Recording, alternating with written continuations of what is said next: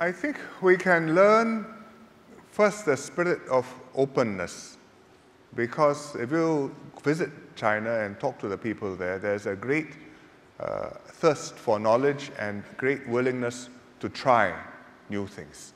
They are aware of what's happening outside China. They are following ideas and developments in many countries and how others are dealing with their challenges, whether it's transportation, whether it's environment, whether it's economic development.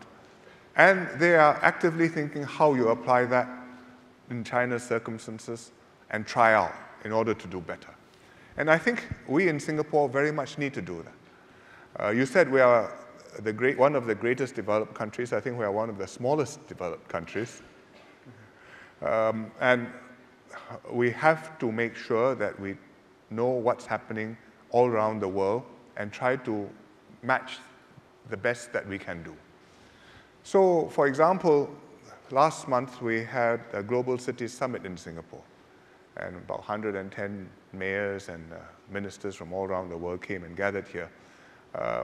They came to look at what's happening in Singapore, but really we invited them so that we could look at what they were doing in their different cities, so that we can learn from them. And I think there's a lot to learn, whether it's running the city, whether it's in environmental control, whether it's in using IT to make smart cities, whether it's how you can build communities and green the city and make it a sustainable place for developing the human spirit. And I think that it's important that we always continue to do that and we never feel that we have arrived. So that's one important thing we can learn from China. I think the second important thing we should learn from China is the drive and the energy and the compulsion to get ahead. You sense this all across the country, whether you're in Beijing talking to the ministers, whether you're in the province talking to the party secretary, whether you're in a city talking to a mayor. They all want to improve. They all want to do better than the next mayor or the next party secretary, and move forward in their careers, but in the process, move the country ahead.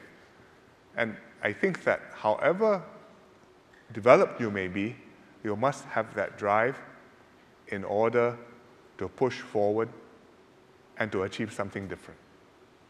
And to have that sense at the end of the day that I've done something and it's more than what my ancestors handed to me. And I think that is what has driven China over the last 30, 40 years since reform started. And that's what Singapore also needs if we look forward in the next phase of our development.